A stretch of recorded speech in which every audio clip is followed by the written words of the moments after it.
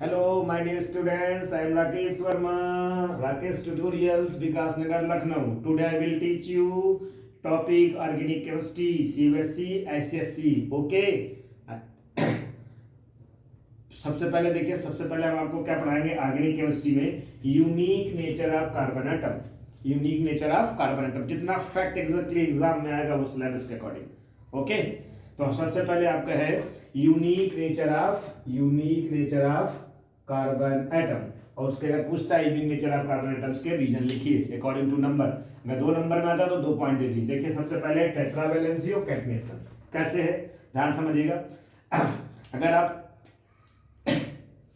Carbon का atomic number 6 होता है, कितना होता है 6 होता है, तो कार्बन का आप देखिए इलेक्ट्रॉनिक कन्फर्मेशन लिखेंगे तो 2,4, यानी आपके पास जो बैलेंस सेल है इसमें 4 इलेक्ट्रॉन है। कितने हैं 4 इलेक्ट्रॉन। आउटर मोस्ट सेल या बैलेंस सेल में 4 इलेक्ट्रॉन है, तो उसकी वैलेंसी कितनी होगी +-4 4 ले सकता है मोस्टली, ठीक है, ये शो करता है, ठीक है। वरना बैलेंसी में जनरल एक नंबर होता है, ठीक है, 4 बैलेंसी एक नंबर होता है। चार्ज पूछता है तो हम C4- लिखते हैं। अगर पूछता है कार्बन पे चार्ज कितना होता है तो C, ठीक है, 4- इसे हम क्या बोलेंगे बताया, कार्बाइड याद करके रख लीजिए। अब देखिए मैंने लिख रखा है यहाँ पे सबसे पहले carbon has 4 valence electrons. This is the आपके पास देखिए मोस्टली 2 पॉइंट है, टेट्रावैलेंसी, कैटनेशन, और ठीक है formation of single, double and triple bonds due to the tetravalency. देखिए carbon has 4 valence electrons to attain stable electronic configuration it forms 4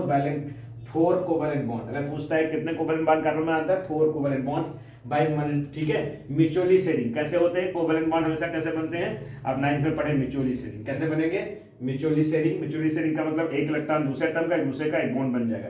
और वो एक बॉन्ड का मतलब क्या होता है, 2 इलेक्ट्रॉन अगर आप शेयर कर रहे हैं तो उसका मतलब क्या बन जाएगा, ये single bond.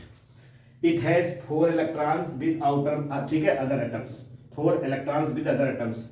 It has 4 electrons with other atoms. 4 electron दूसरे से लेकर के 4 कोवैलेंट बॉन्ड बना लेगा, ठीक है।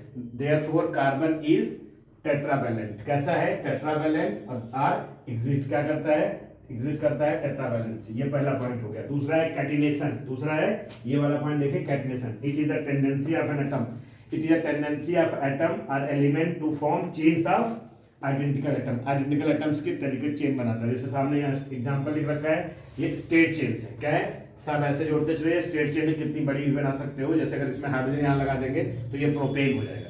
ऐसे ये साइड में लगा दीजिए, ब्रांच चेन हो गई, ब्रांच चेन, तो ये साइड में जो लगा है मिथाइल होता है। अगर आप एचएससी जब पढ़ाएंगे तो आपको बताएंगे। और ये आपके पास क्लोज चेन हो गया। ये रियलिटी में ऐसे साइक्लिक कंपाउंड होता है जिनको मोस्टली अल्टरनेट, डबल और सिंगल बॉन्ड एरोमेटिक में आते हैं। क्या आता है, एरोमेटिक में। तो यहाँ पर एग्जांपल भी कर सकते हैं, अगर सब हाइड्रोजन आप लगा दीजिए यहाँ पे तो ये बेंजीन बन जाएगा। क्या बन जाएगा, बेंजीन बन जाएगा, ठीक है। फिर नोट, ये इंपॉर्टेंट पॉइंट है, याद करके रखिएगा अच्छे से। Tendency of catenation is maximum in carbon. अगर ऑब्जेक्टिव क्वेश्चन आता है पूछता है 4 ऑप्शन देकर के, तो आप किसको टिक करेंगे, कार्बन को। Maximum in carbon since value of carbon bond is maximum. क्या होता है, जो कार्बन और कार्बन के बीच में, पहली बात कार्बन का जो साइज है छोटा होता है तो बॉन्ड छोटा बनता है। तो छोटे बॉन्ड को ब्रेक करना, जैसे आपके पास देखिए मेरे पास ये है, इसको तोड़ना बहुत कठिन काम है, नहीं टूटेगा। और इसके करस्पॉन्डिंग अगर ये पेन है भी हम तोड़ना जहाँ आसानी से, तो बॉन्ड अगर बड़ा है, बॉन्ड लेंथ ग्रेटर है तो लेस एनर्जी रिक्वायर्ड फॉर, ठीक है, ब्रेकिंग द बॉन्ड। अगर बॉन्ड छोटा है, अगर ये बॉन्ड छोटा है कार्बन तो उसको हमें मोर एनर्जी रिक्वायर्ड होगी। तो मैक्सिमम कार्बन सिंस क्या है, valency value of CC bond energy, याद रखिएगा, इसको हम बॉन्ड एनर्जी बोलते हैं। बॉन्ड को ब्रेक करने के लिए एनर्जी रिक्वायर्ड होती है उसे बॉन्ड एनर्जी कहते हैं। इस मैक्सिमम कैसी होती है, मैक्सिमम, ठीक है। थर्ड पॉइंट है formation of single, double and triple bonds due to tetravalency. हमारे पास टेट्रावैलेंसी के थ्रू, या टेट्रावैलेंट जो होता है इसके थ्रू हमारे पास क्या बनता है, सिंगल बॉन्ड। देखिए जैसे मैंने इथेन लिख सकता है, इसका नाम भी आप लिख सकते हो, ये क्या है, इथेन है। और ये आपके पास क्या है, इसके ऊपर मैं लिख देता हूं, ये आपका इथीन है। और अगर ये आप चाहोगे तो ये आपका इथाइन है, ठीक है।